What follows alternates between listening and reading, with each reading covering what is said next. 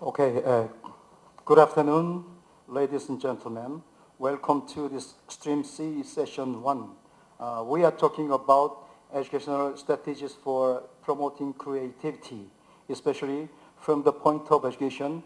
We should have to deal with methods and strategies to develop creativity. Let me introduce myself shortly. I'm Dong Seop-jin from Korean Educational Development Institute. KEDI is a 36 years old comprehensive education policy research institute sponsored by the Korean government. It's a privilege for me to chair this session.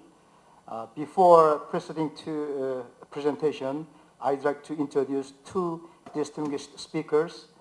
On my left, Mr. Gareth Mills from Qualification of Curriculum Authority, the United Kingdom, and the next to Mr. Gareth Mills, Professor Yong Lin Moon from Seoul National University. We have two panelists to help your the vision. They are working in front of the front line. Okay, let me introduce Professor David Marsh, and the second panelist, Professor Alia Sabur.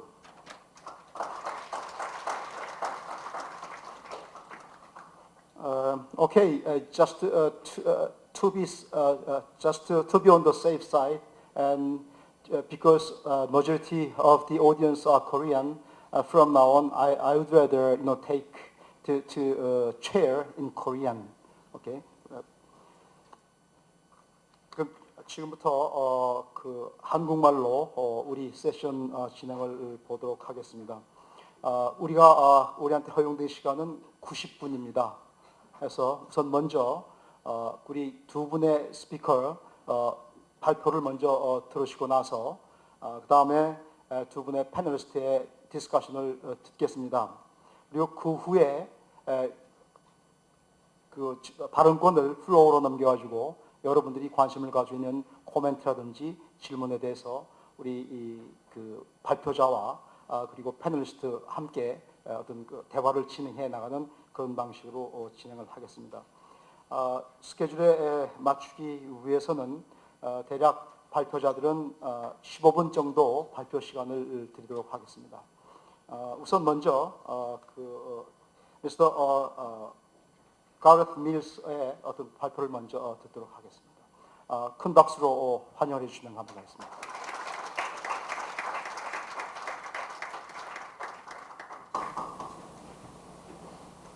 Well, good afternoon, everybody. My name is Gareth Mills, and I work in England for an agency that looks after the national curriculum for the country. And I'm head of curriculum development, and our role is to make sure that the curriculum is kept up to date and relevant for life in the 21st century. So I'd like to also thank people for inviting me to this conference today, which I'm enjoying very much, and it's a real honour and a pleasure to be with you. So hopefully I'll talk for about 15 minutes and tell you something about how our education system is trying to respond to the challenges of the 21st century. In particular, how do we promote creativity within our education system? And I offer it not as a blueprint for another country. I offer it as a way to just share ideas which you may find interesting and relevant to your position too. I'm just going to ask a number of questions. Basically, I'm going to ask why creativity? What do we mean by creativity? And these questions like when, where, who, and how do we organize learning to most effectively develop creativity? So that's the structure of the talk. So first of all, why creativity? We've been talking about, in the conference to date, a number of forces for change in the world. And I'm not going to talk about them all because there's been a lot of talk this morning, but we know massive changes in employment, globalization, Massive changes in England within family structures. Big challenges for society as well. Massive changes to do with the impact of technology, globalization generally. But in particular, I just wanted to pick one of these points up, and I put it as a bullet point that says new understandings about the nature of learning. We know more about how the brain functions, so we've learned more in the last 10 years than we've known for the last 1,000 years, mainly because we can see the brain in action and what's happening. I just want to show you these two slides. It's really interesting. Here are two scans of activity within the brain, MRI scans, and they show you the activity when the learner is engaged with a task of memory and recall.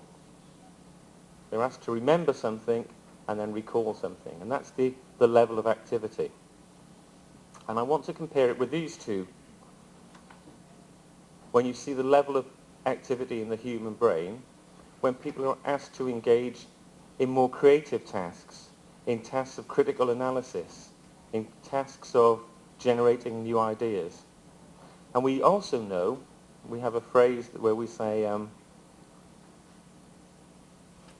fire it and wire it, about how the brain develops. You fire it and you trigger a stimulus, and neural networks are formed. And the more stimulus, and the more the brain can be developed, the more likely it is to develop the sorts of networks to learn in the future. So I would show this slide in England and say, think about your lessons in school. Is your emphasis on memory and recall? Have you got enough emphasis on creativity, enough emphasis on critical thinking, enough emphasis on analysis? Because we know that that's the sort of experiences that leads to deep learning. I'm going to talk about what we mean by creativity. And there's two things in the debate in England when we talk about creativity. One is about teaching for creativity, that is to make young people creative themselves.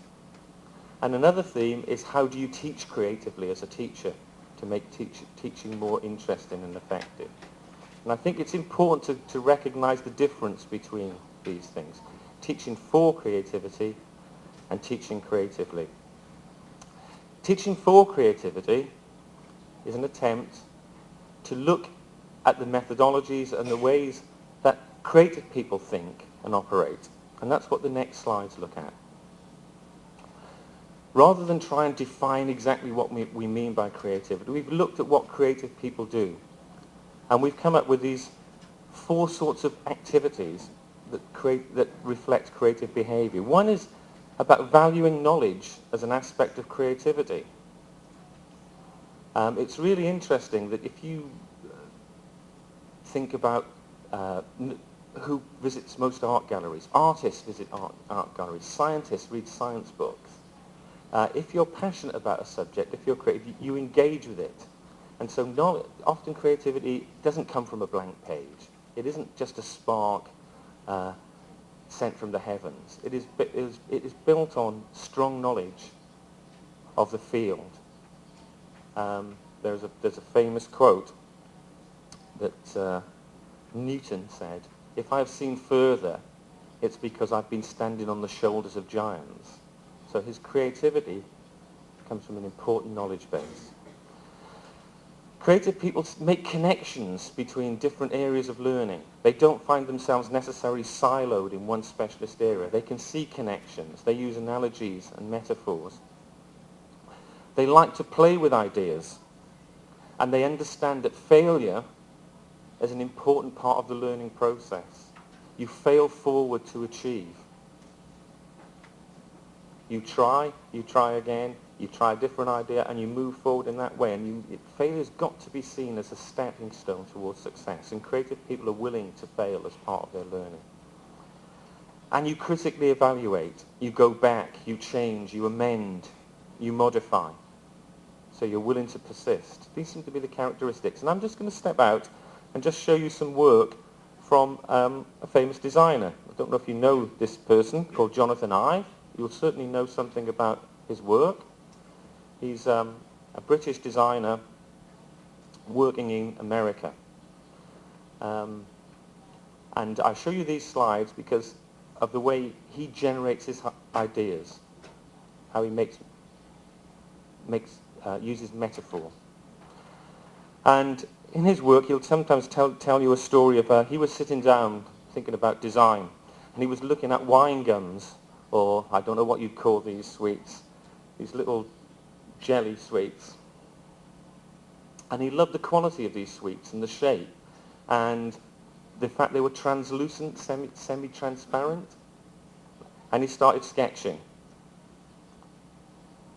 And he was fed up with the sort of grey, boring, beige boxes of computers, and he designed the first iMac. And can you remember the first coloured iMacs that came? And even though it was just a design, these designs transformed the Apple company and its profitability significantly. He reinvented and reinterpreted the past, so you recognise the angle-poised mirror and angle-poised computer. He's playing with ideas and learning from the past. He loved the quality of raindrops on window panes and the way they just sat as a bubble and the way the light played through these, and designed the Apple mouse. And probably the most significant thing that he designed, he talked about the addiction of nicotine and cigarettes, but you carried them with you. And he was addicted personally to music and was very interested in carrying his music with him. And he used this notion of carrying something with you that you're addicted to sketch things out, and came up with the iPod design. So I show you this as just an example of somebody who is looking at the world and making connections with its design as a way to stimulate creativity and new ideas. Here's a school child, about 15 years old, and they've made a toothbrush holder, but they were asked to make connections between two objects, and they chose an alarm clock and a toothbrush, because they'd learnt that healthy brushing teeth needs to take place for at least 2 minutes. And so in the design, you pick your toothbrush up, you press the little button, and after 2 minutes an alarm goes off, and you know you can stop brushing your teeth. So the idea of bringing ideas together and looking at the synergies is a way that, making that thinking explicit helps young people to see the way they can move forward and make connections between subjects. So if you're a teacher, one of the things you need to do is make connections between subjects. Look at more open-ended projects where it's not obvious what the outcome will be in advance, where there's a genuine purpose and audience that gives real meaning to the tasks, where the assessment strategies encourage exploration, not just a right or a wrong answer, where we're actually working through trial and error towards a solution is valued, and giving time to students to try things out and go back and refine and amend. Bringing people from outside the school into the school to work alongside children so they can talk about creativity in the real world is really significant. And recognizing that it's not, in a knowledge economy, it's not just about gaining knowledge, but how you use knowledge and repurpose knowledge is what is a creative act. So that's the teaching for creativity. One of the things we're trying to do in English schools is actually to get people to think again about some long established traditions of the way schools are organized. So I'm now going to talk about teaching creatively. And I don't know enough about the system here to know how schools are organized, but we've just been asking questions like where learning takes place, who learning takes place with, when it takes place, and challenging some long established traditions that seem to be bearing fruit. So I'll give you a few examples, and I've called this from the 20th century curriculum design, when, with metronomic timetabling, so every lesson is 60 minutes long and a bell rings and you go to your next lesson and you go to your next lesson in those blocks, to time that is used in different ways. So sometimes time is used for short periods of time, 5 or 10 minute lessons, regular and often. Sometimes long, day-long lessons where kids get really deeply immersed in subjects and go in deep and can pursue something to the end. So where time is matched to the learning as opposed to just fitting to the organizational structure of the school. If you think of music, for example, I often give that if you want to learn your scales and be proficient, it's much better to do 10 minutes every day than try to do 2 hours once a week. Whereas if you're composing or rehearsing with others, you need 2 or 3 hours extended periods of time. So you make the time match the learning. So 20th century curriculum design, I'm going back to where, very much classroom-based with a teacher and 30 children. We're encouraging people to think about permeable schools, learning outside the classroom, bringing experts into the classroom, using the internet to collaborate with schools internationally, to do joint projects. 24/7 learning, building a bridge between learning at the home and in schools. Who with? Just the teacher? Or actually with many other people, with communities, with businesses? So the school is a broker of learning in different locations. And what's significant for us is also not a one-size, top-down, fits-all model. Increasingly, we're trying to encourage schools to take a national framework and localize it to their needs, to customize it more effectively to the communities they serve, to the needs of the children. And in particular, extending the repertoire of what children learn. So one of the big themes is called learning to learn. So if you think that people will maybe have 10, 15 jobs in their lifetime, they will need to continue to learn. It doesn't end at the point in time. Do they have the skills of learning? Have they got the study skills? Do they know how to stick with things, to be resilient, to move forward? Have they got that mindset about learning? So you can see there's a movement between the when, where, and how to a new way of thinking about it, about how you might organize learning to teach creatively. And the country has asked schools to engage in what we called disciplined innovation. So not just innovation to be zany or funky or just strange, but disciplined innovation. Make a change and show that it has an impact on what you're trying to achieve. And so our inspection systems and other things are looking for that disciplined innovation. Make a change, and is what you're hoping to see taking place? If so, encourage it, because that's what you want, not conformity. So that's the shift. Just a few pictures of some schools who are taking some of those ideas on board. Here's a school who are using a garden as a learning environment, thinking about the climate, thinking about sustainability, healthy eating, and they're collaborating with a school in Japan. And there's the pictures of the children in Japan, and they talk about lots of things, cultural exchanges, as well as their gardens. And they both planted the same seeds. And this is what came in the English schools, and they were very disappointed when this picture came through the email. But it provoked fantastic discussions about different climates, conditions for growth, how you might use this food, and they exchanged menus and ideas. And these children are seeing themselves as global citizens. And suddenly technology is being used to break out of the school into the world as a place to learn. And that's my last picture, that our success, not just in education, but all aspects of life, whether that be the way we construct our cities, the way we develop a sustainable planet, sustainable economies, the way we deal with massive issues such as climate change or world poverty, requires creative individuals who see themselves as global citizens. I hope you've enjoyed that talk, and happy to take questions later. Thank you very much.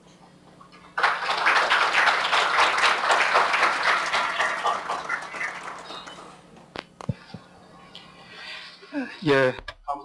Thank you very much, Mr. Gareth Mills. Before going on, I'd like to tell you something that I forgot to mention. I was going to ask the speakers to introduce themselves, but Mr. Gareth Mills did this without my asking. Mr. Gareth Mills has been working as a teacher for more than 13 years. And he's been an inspector in the front line of education. He's more something of a, if I may compare this to the Korean system, of a school inspector and or a superintendent. And he's been devoting himself in curriculum development, and I'm sure that he has made a significant contribution. And his presentation this afternoon, I believe, is closely related to approaching creativity as an objective or as a strategy. And I believe that we have heard about different methodologies in taking creative approaches in curriculum development. Thank you very much once again, Mr. Miller. Next, we will invite Professor Yong-min Moon at Seoul National University. He is currently a professor at Seoul National University, but he wears many hats. He is also the president of Korea Foundation for Youth Violation Prevention. This is an NGO foundation, and he is the president and the head of the board of directors as well. And he was a former minister of education in Korea. His research area is moral education and education psychology, and he is very well known as an expert in multiple discipline education. Let's give him a big round of applause. Thank you. Good afternoon, ladies and gentlemen. It is a great pleasure for me to be here. I was expecting to have about half an hour for the presentation, but I was just told by the moderator to halve that span of my presentation, so I'll try to be very brief. The Korea Foundation for Youth Violation Prevention, which I am the president of, has nothing to do with creativity. It is a foundation to prevent the acting out of violations, so it does nothing to do with promoting creativity. My creativity-related activities will be at the Seoul National University, and this is very engaging and very exciting for me. Today, I'm going to cover different approaches to promoting creativity, and my presentation today will focus on a socio-cultural approach to promoting creativity in education. This is the agenda for my presentation. I'm going to talk about the essence of creativity. And I'm going to also talk about the typical traits of a creative mind. And I'm going to take lessons from that and see how we can apply this to education in Korea. So I'd like to make a couple of suggestions in my presentation today. We're living in an age of creativity. This is sometimes called a knowledge-based society. And they say that unless you have new knowledge and creativity, you will fail in the competition. So the best possible competitiveness for a country is to have an efficient system that creates, disseminates, and applies knowledge and information. And according to some statistics, Korea is not doing very well in terms of competitiveness. If you look at the United States, about 30% of all workforce are engaged in creative industry. They have creative jobs. But in Korea, that figure is only 8.8%. And if you look at some of the rankings, according to one survey, Korea ranked 38th out of 39 countries worldwide in terms of the number of jobs that enables people to realize their creative skills. And there was another survey that asked the most important skills to be acknowledged or to be recognized in a workplace. And the results show that creative thinking was the most important skills. And when teachers were asked about creativity, 23% responded that they know what it is more or less, while 77% replied they do not know what creativity is. So there is a very low awareness amongst teachers in Korea. So we're not very creative ready. That's what we can tell from these numbers. Now, there are many ways of defining creativity. One definition would be the skills to create a novel and valuable output that fits a situation. It is improving an existing something, or imagining something that is entirely new, or making a new combination of existing things. So I think most people agree more or less in the overall direction of this definition, but when it comes to the conditions or the requirements that are necessary to have creativity, many people have different views. When they are asked, what do you need to be creative, they say, creativity, where can it be found? So they don't answer the question directly, and they sort of digress and look at where creativity can be found. So they go on to a debate on whether creativity is found within an individual or within a social cultural context. Now, this is related to two schools of thought. One theory, which says creativity is individualistic, is called a trait theory. In this theory, creativity is a gift of God given to a few chosen. And Plato sometimes says divine madness is a gift from the gods, and this divine madness would be creativity. If you look at the other school of thought, the systems theory, creativity is an individual or collective skill that can be realized within an interaction of an individual with a social cultural system. And some social cultural systems are better tailored to promote creativity. And some people use the term peak experience society. So that type of society would promote creativity. And a typical example of a peak experience society would be the Renaissance. We had a lot of creative geniuses like Leonardo da Vinci. And so Renaissance fostered a lot of creativity, and it was an age that produced a lot of creative works because it fostered such abilities of a person.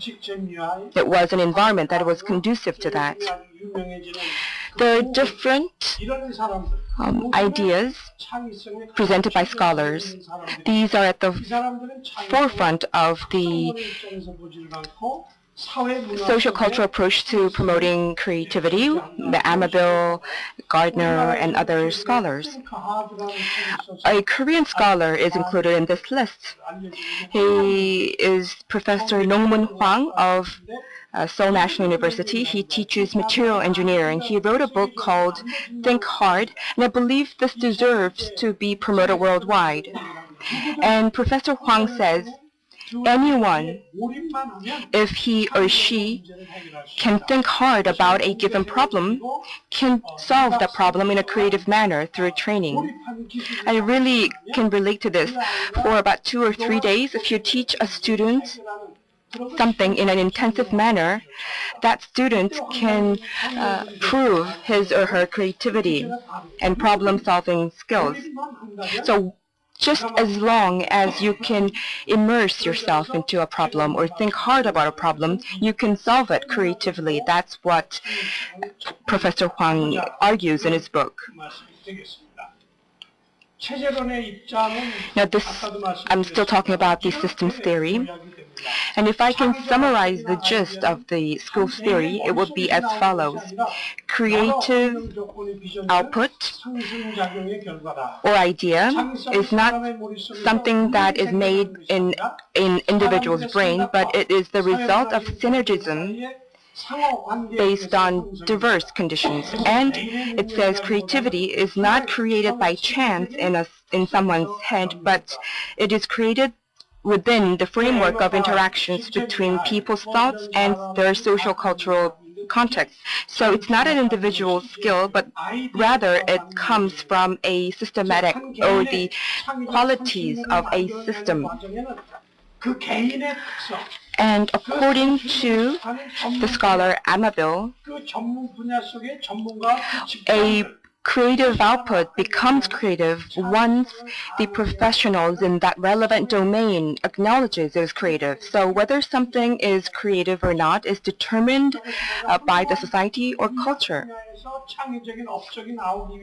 So if you want a creative achievement in the medical field, that person needs to have the right aptitude for medical studies. He needs to learn medical skills. That would be the domain. And he needs to work with other excellent doctors. In other words, he needs to have the right environment that promotes creativity.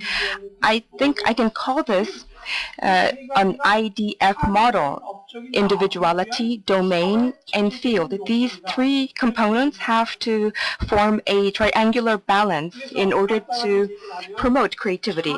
So simply put, if you want a productive creation or creativity, first you would need individuality. The individual will have to be equipped with the right talent or aptitude. And then you need domain. That individual needs to study.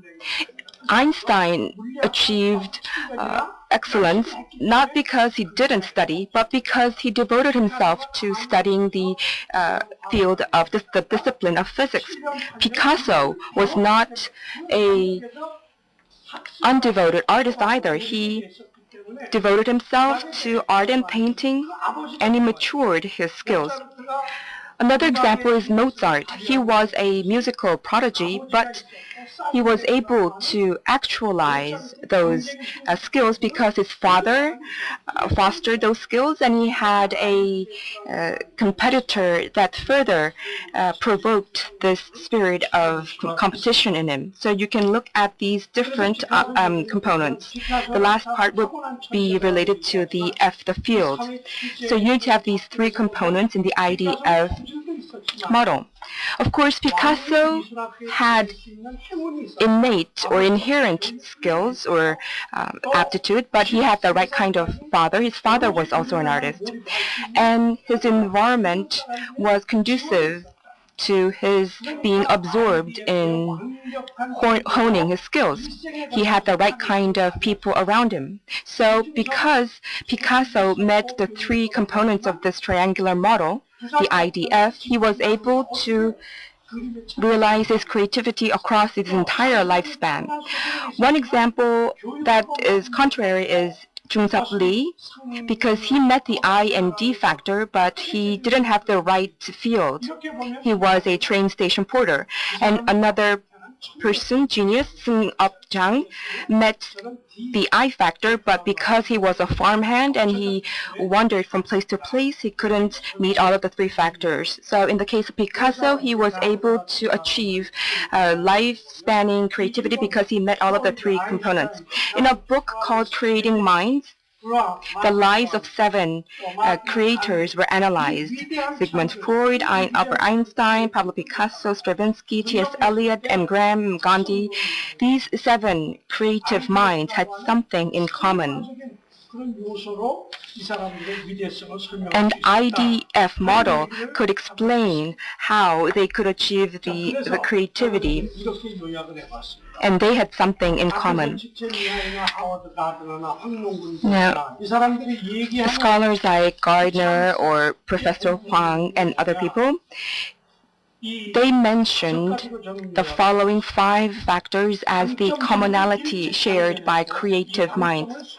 They discovered the intelligence or their strong intelligence at an early age, and they had a period of intensive learning for about a decade that enabled them to mature these strengths.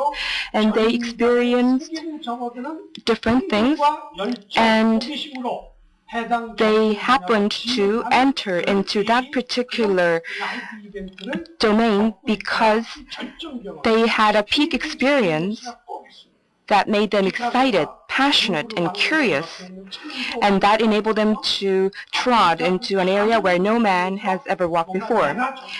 And third, they had this very intuitive feeling that this is the way for me to go. This is the right field for me. I should devote my life to this. So that was the peak experience. And the third factor, when they were producing these creative output, they were at the forefront of the knowledge and technology in their relevant domain. Sometimes, like Einstein, a person can be engaged in a field or discipline that is not related to his inherent aptitude. So the field domain may not be related to the DNA or the natural given talents, but when Einstein was at the highest point of his career, he was making those creative outputs. And I think once you reach the zenith of your career, or if you're the leader of knowledge and technology in your relevant domain, maybe they have a better insight into the field. And I think this explains why they could be creative despite the disconnect between their DNAs and their relevant domain. And also, they were able to, another person was able to receive the Nobel Prize because he was working close to somebody at the forefront of that particular domain. They could see and observe and then approach the same problem from a different perspective. So, in the case of Korea, the reason why we don't have many Nobel Prize winners is because we don't have many of these masters of their domain, so the environment is not very conducive. The fourth factor is that these creators were often engaged in very intensive works, isolated from the outside world, and they were very, very persistent in pursuing such work. So you need to have passion. One example, for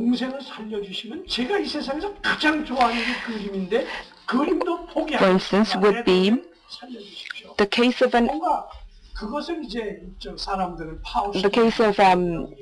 artist whose beloved sister died from an illness, and he said, I would give my life, I would give up my art if you can bring her back to life. So sometimes such endeavors, in the case of Picasso, this artist I'm talking about, leads to them to sign a Faustian bargain.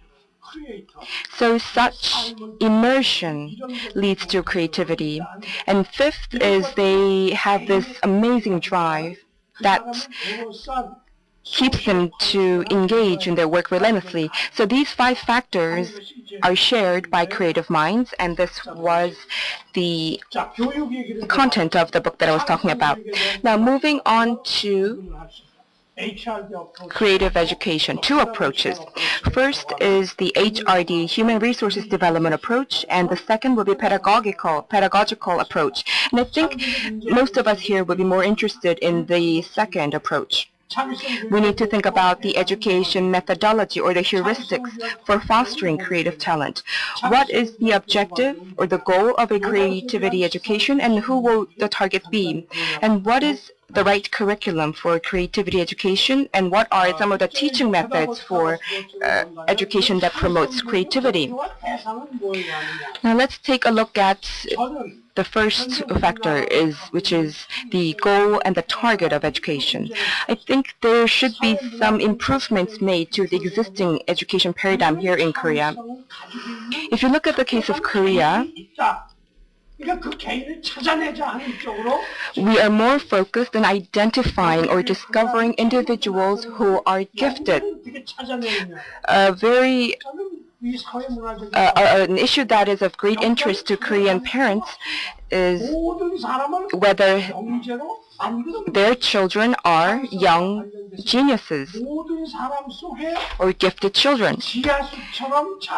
But I think creativity is something that is innate in everyone, and education should bring that out of that person. So I think everyone can be developed to be gifted. So I think I can compare creativity like groundwater. You need to pump that out of that person. Everyone has groundwater within her or himself. So let us install this pumping well and let us draw out that potential which is lying underneath or within that person. So I think we need to make efforts to promote as much creativity as possible in every student. That should be the goal, and these would be the targets of education that fosters promotion. And there are 5 strategies for education for creativity. First is identifying the strengths and then focusing on those strengths. If possible, in the younger grades of the elementary school, students should identify their strengths, whether they have multiple intelligence or whether they have aptitudes for other fields. And so they should be able to have 2 or 3 years or more of intensive learning. Second is peak experience. They need to be exposed to diverse experience. They should identify that field that gives them that kind of peak experience that comes with thrill and euphoria, if you will. And they should focus on that particular domain and focus on it. And education should help them find that what that particular domain is. Third is the frontline position. If students have interest in one particular field, they should look at unsolved problems or topics in those upper levels of that particular domain. And they should be introduced to those efforts that is ongoing within that field for the purpose of promoting their curiosity or ambitions. The scientists these days are grappling with the CO2, carbon dioxide issue. They are looking for a way to sequester carbon dioxide. Carbon is what is accelerating the demise of the world. So how can we treat carbon dioxide? How can they break it down into its element?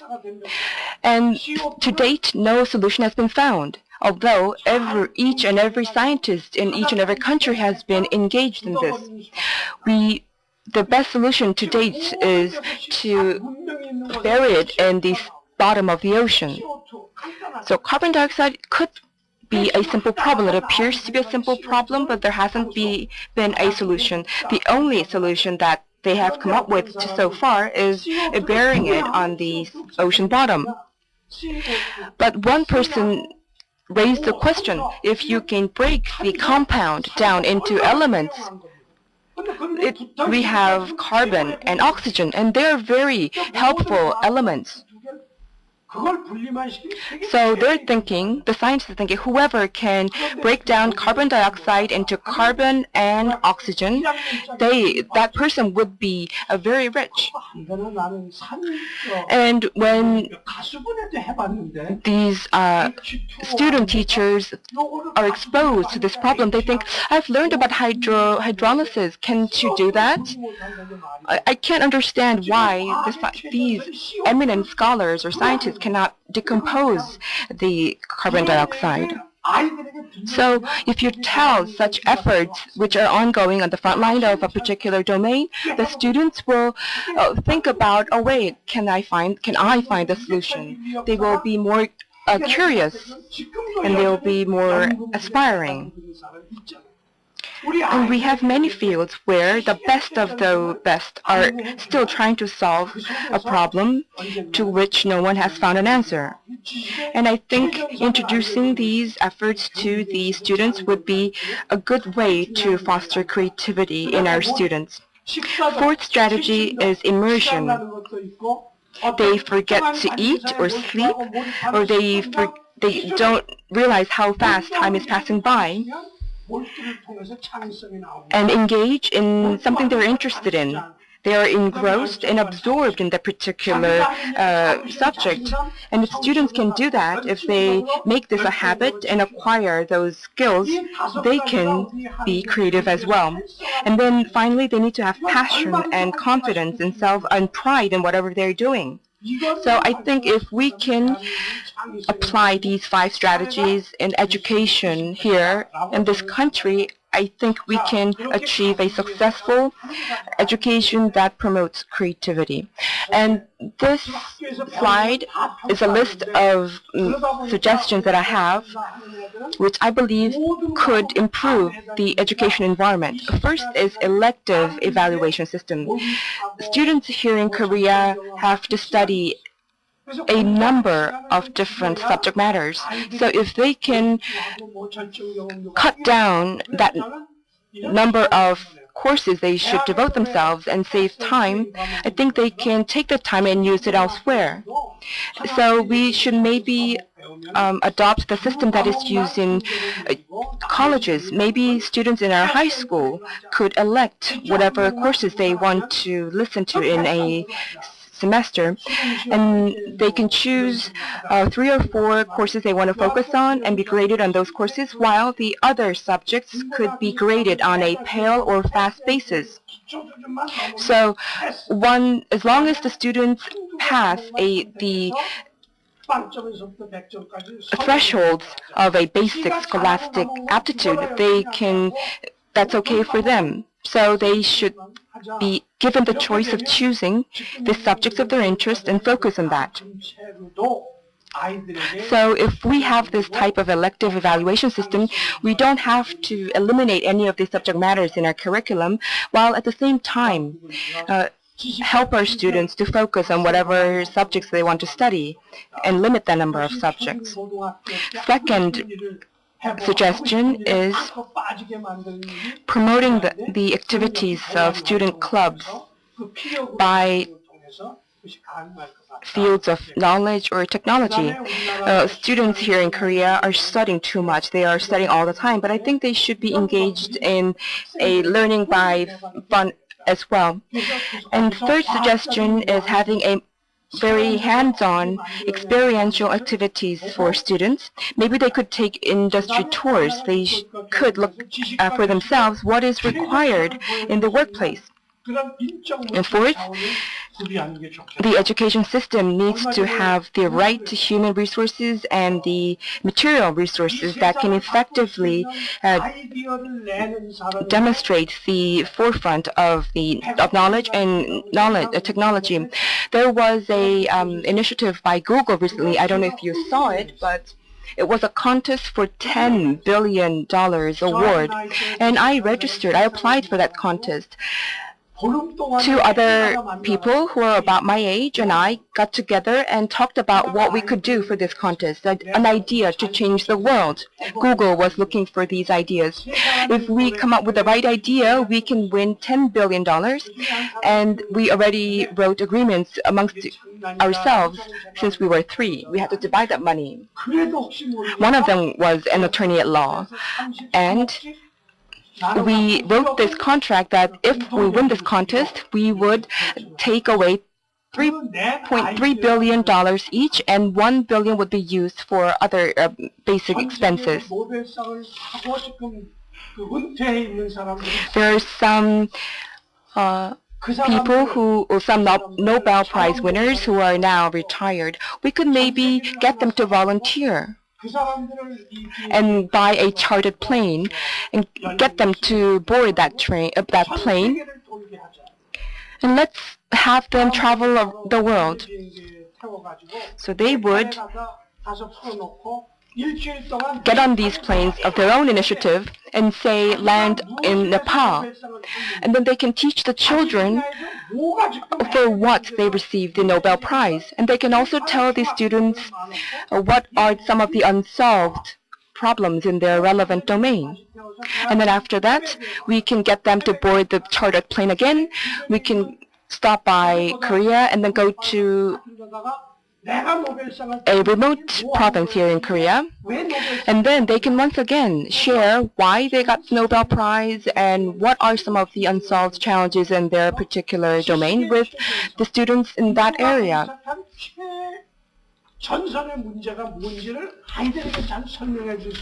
I believe they will be very well suited to explain these unsolved challenges in the most advanced part of the field.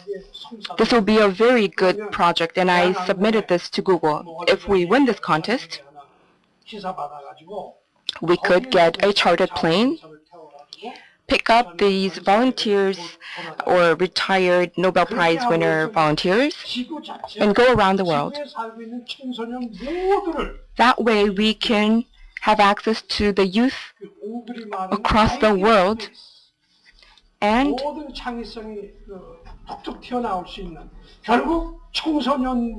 achieve this idea space that Google calls.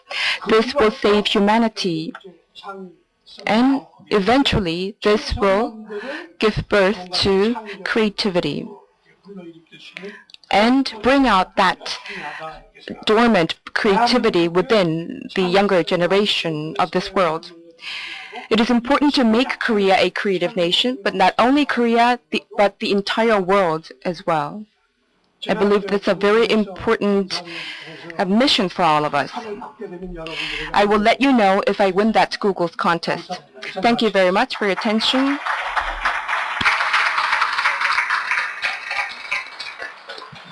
You had lunch. During lunch, I had a discussion with a president of a university in Korea, and he said, a creative person is somewhat lacking in some area, and I think Professor Moon did give us quite a lot of creative ideas, but he used up twice the time that was allotted to him. It's been 3 months since I came to this Institute of Korea Educational Development, and before that, when I was in the academy, Professor Moon was my senior, but I think he was too reliant on me. I think he probably thought that he had some strings to pull with me, but I think I will have to begin adding some pressure as the moderator to the following speakers. Marsh we have two panelists. The first panelist is Mr. David Marsh, and he is from, it's very hard to pronounce, the University of Jyväskylä of Finland. One of his focus of studies is multilingualism and bilingual education, and he is also interested in teacher development and capacity building. And looking at his background, I see that he has been involved in lots of EU, Africa, and Asia comparative studies for education.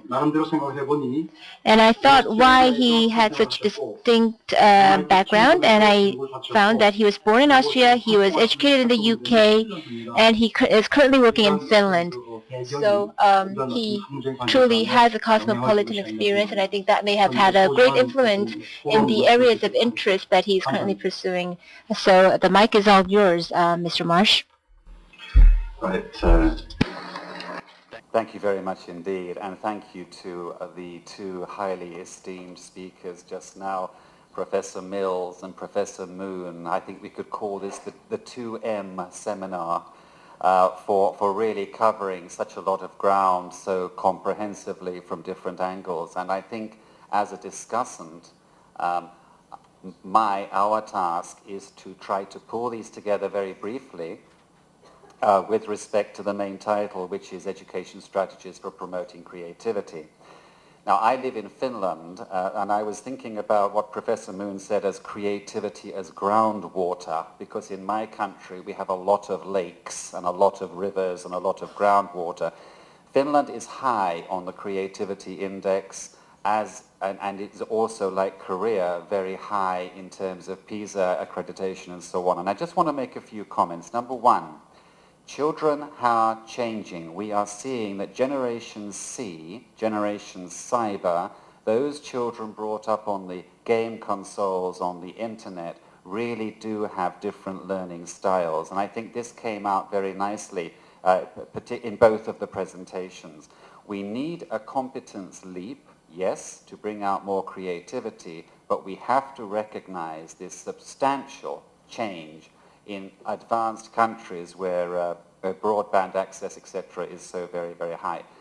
And also, we need creativity through connectivity. And I think this came out very nicely in the first presentation, where we talked about the power of having children work together in order to produce creative results.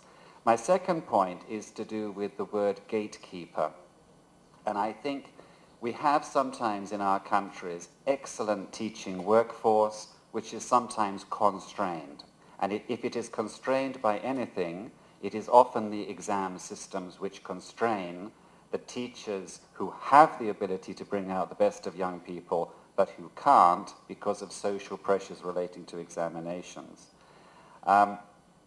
In the countries where creativity is indexed at a high level, you will see a lower hierarchy between the teachers at the interface and the most senior politicians who make the key decisions about policy.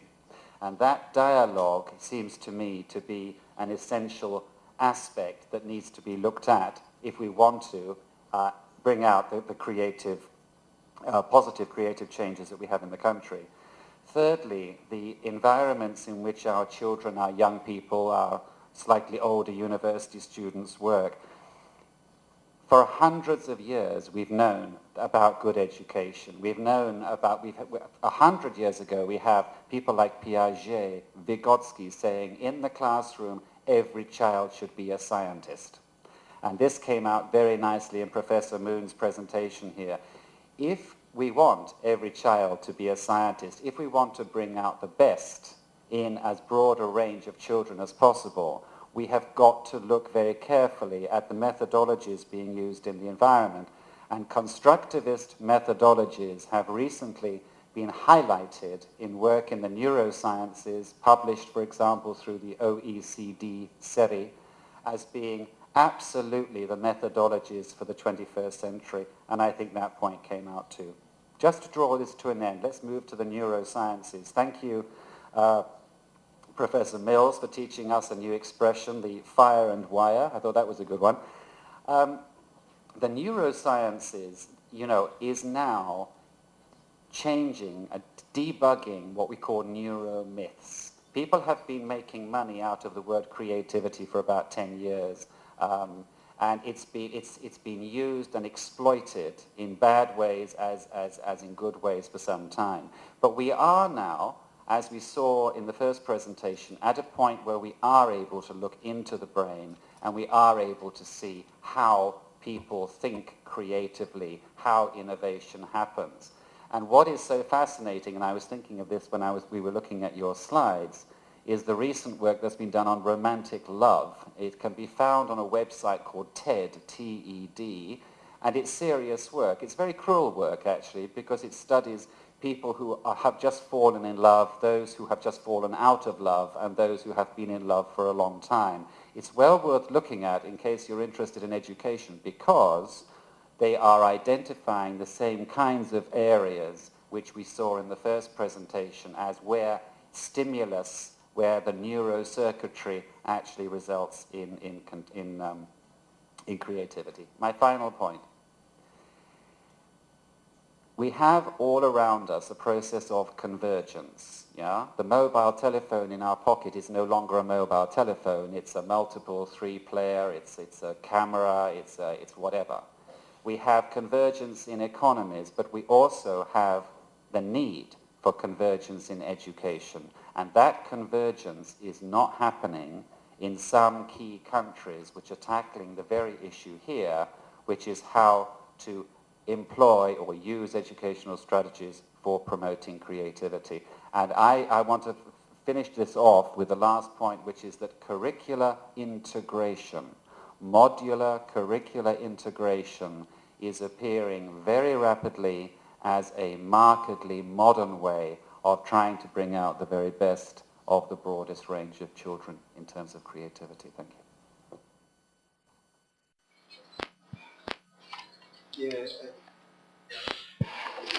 예, 감사합니다.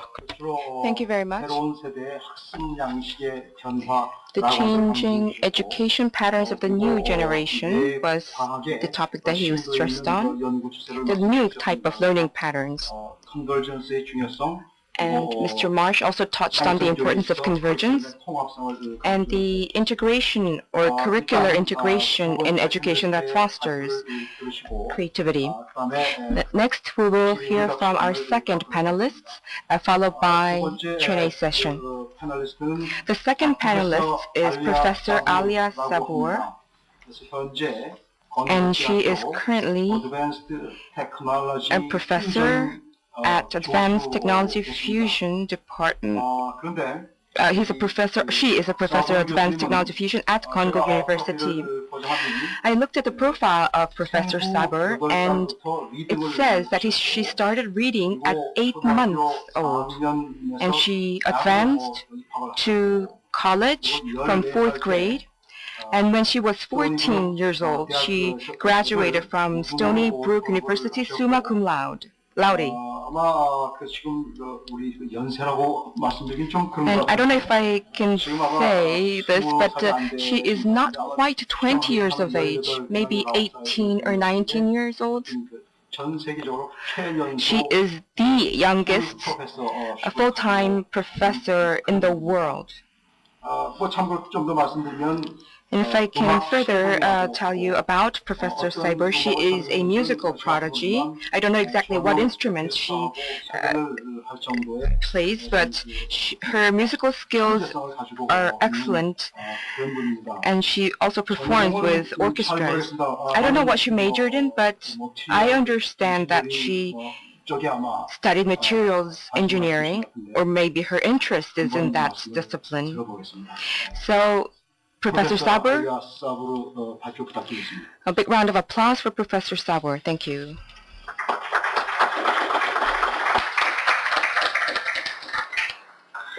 Thank you very much for the introduction. I was very interested by the two speeches that were given because during my education, I've been on the receiving end of many different interpretations of intelligence and creativity, and many people have misconceptions and misunderstandings of what I must be like or how I've achieved my success. And I think that what many people don't think of is that there are different kinds of creativity, and if you ask a person, they will generally have one type that they think is the useful, the right kind, the kind that's really creativity. And most commonly, that's the kind of creativity that an inventor will have, or a music composer, or somebody who can create things from scratch. That's the right kind of creativity to some people. And that's a problem because, and this is in my experience something that's common in the United States, somebody who's really creative is somebody who can just come up with brilliant ideas out of their head. And that was an issue for me because I think that without having, this was said in the talks, without having the right kind of knowledge background, that kind of creativity doesn't get you anywhere. And in the U.S., we love entrepreneurs and inventors and people who don't go to college and people who get rich because they thought of something and they made an idea. Those people are great, but if you grow up thinking that that's the only kind of way to be a really creative person and you don't have that, then what are you? You're, well, useless. And since I have experience in music and experience in science, when I speak to scientists, they think that the process of being a musician is a lot of really exciting performances and meeting great people and playing with great musicians and being on the stage and feeling great about it. And they don't think about the hours you need to spend learning your scales, practicing your pieces, many, many hours by yourself. Musicians think that science is a process of leaping eureka, shouting eureka and leaping from the bathtub in the street. And they don't think about or they don't know about the hours of trial and error spent in the lab with no success. And it's a lack of knowledge in both ways. The period, the Renaissance period, or the time period where medicine was expanding, or when the great fundamental discoveries in physics were made, there was no greater concentration of creative people at that time. It's not that right now in the world we don't have the same kinds of brilliant people, but at that time there was a critical mass of knowledge in the world. So the people with the ability could make that extra leap and come to the discovery. If Einstein had not come to his conclusions about what he did, somebody else would have within a short period of time. That's not to say that he was any less brilliant, but there's an idea that, well, we can all name those people, Einstein, Mozart, prodigies and geniuses, but they could never have made the progress that they made if they had not had all of the consecutive amounts of knowledge that had been built up in little tiny pieces by every single other person that was working in the years previous to them.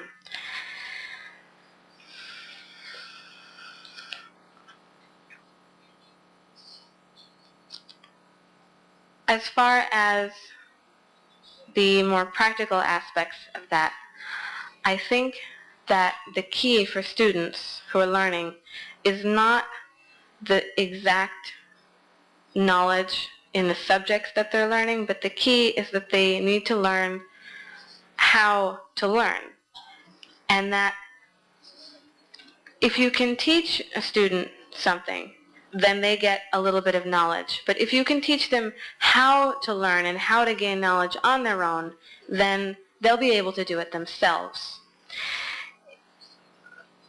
I've been teaching in Korea, and I've been here, living here for about 6 months, and I've seen a lot of the differences between the Korean education system and the U.S. education system, and in a lot of ways, they're opposites. In the United States, creativity is emphasized a lot in students. It's very important to be able to think independently and have ideas, but often at the expense or the idea that you shouldn't really need to work and study and get good grades if you have that extra spark of talent. It means you don't need it. So here, there's much more of an emphasis on just having a really large body of knowledge. And to that extent, students from Korea often travel to the U.S. for college. And the U.S. students think, oh my God, these Korean students must be so much smarter than us. They know so much more. And one thing really has nothing to do with the other. The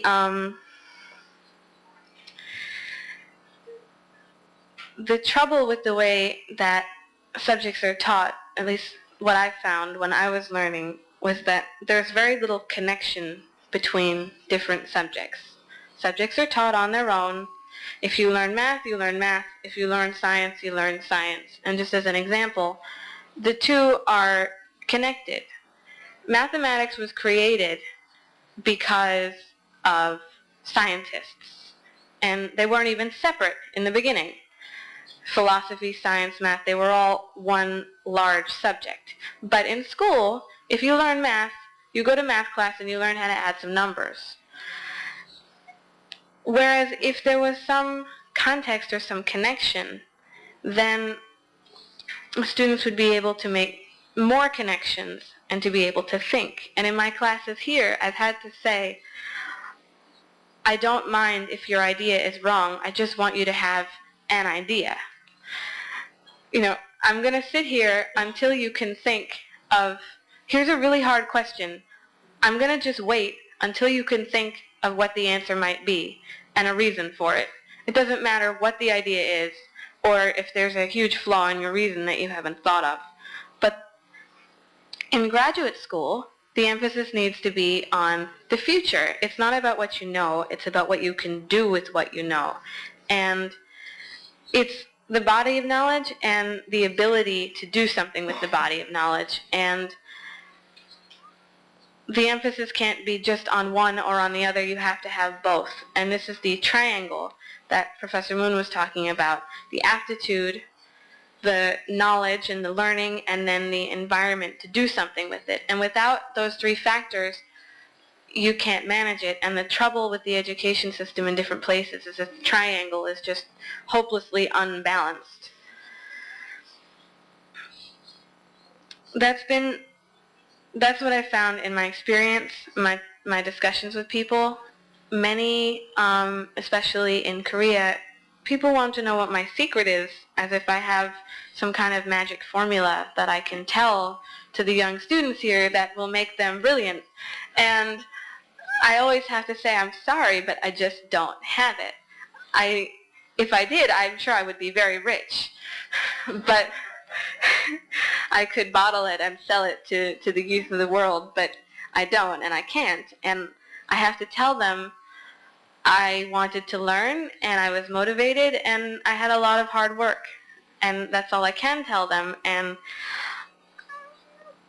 that's been my experience. And well, it's been a really good experience for me here, seeing a different kind of education, different kinds of students, different kinds of attitudes, in the hope that I can understand it better, and when I return to the U.S., bring the knowledge I've gained here with me, just like I tried to bring what I learned there when I came to Korea. And I think also that is the idea of this global forum, even though, of course, we're all in the same place for a matter of days. But that is the idea, and those are the changes that I think can be made to help. And I hope that during this time that we really can collaborate in a way and combine ideas from different places and different attitudes. But those are my feelings on creativity and many of the misconceptions or ideas about it.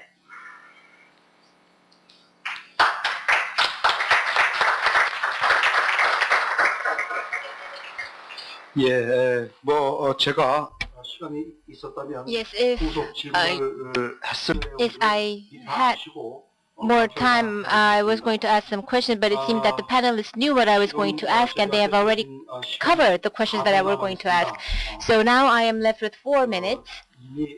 The plan was to have the speakers' presentations and then the panelists' discussion, and if we have more time, we were going to open the floor for questions and answers, but we do have to keep the conclusion time.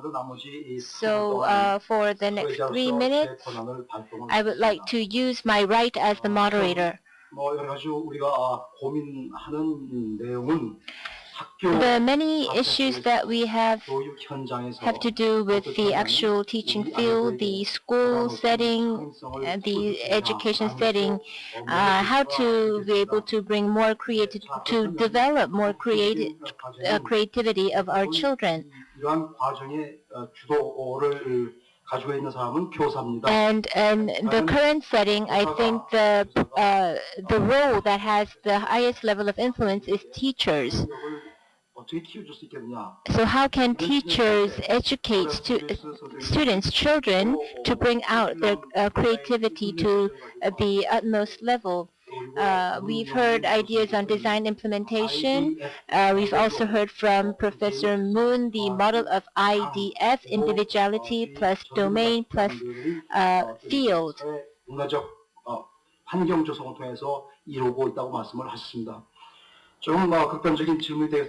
This may be a far-off question, but I would like to ask a brief question to the two speakers and give 30 seconds for each speaker for their answers. And that will be the last for this session. This is a question. Now, how can a teacher that does not have much creativity teach children with much creativity? I would like to hear the answer of Mr. Gareth Mills and Professor Moon. I will give 30 seconds to each of you. And that will be the concluding remarks for this session. Mr. Mills?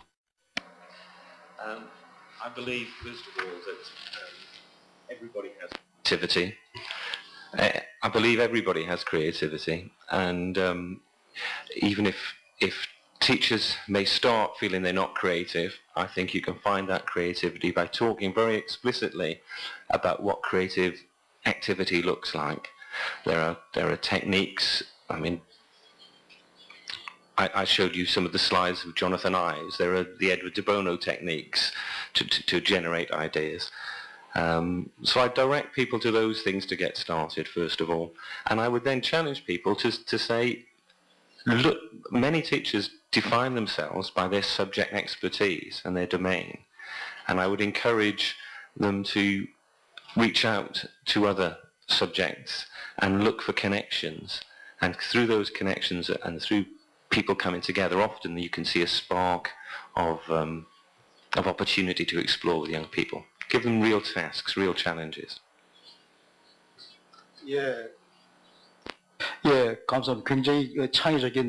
Thank you very much. That was a very creative answer. Next, I'd like to ask the same question to Professor Moon.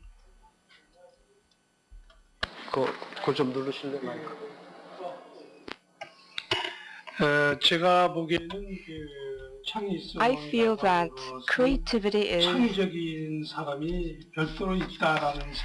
not given to a set of special people. I don't think creativity is a gift of a few.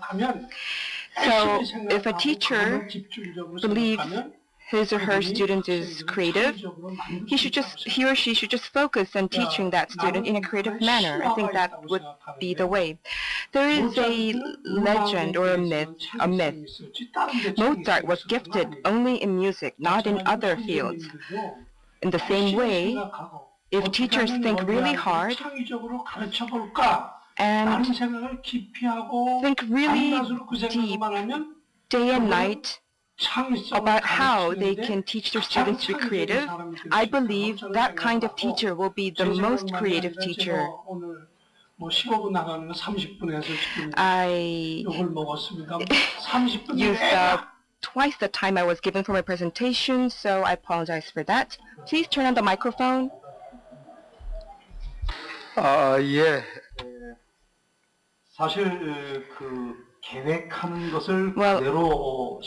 actually, I think talk is cheap, but taking that into action is difficult. And I believe that the two speakers today took a curriculum theory approach, while the other speaker took a creative theory approach. So we could take lessons from their presentations, and the teachers out there on the ground can come up with a strategic methodology to teach their students to be creative, and then they should act on those strategies. So we need to have learning by doing. And with that, I would like to wrap up my part of the session. And before going, I would like to thank once again all the participants at this session. I believe you are very lucky people because our session is different from other sessions. We have 2 speakers and 2 panelists. But in truth, we have had 4 speakers. It's the same thing as having had 4 keynote speakers. So if you take back the lessons or whatever presentations you heard were from 4 keynote speakers, I think that will make your day. Thank you very much.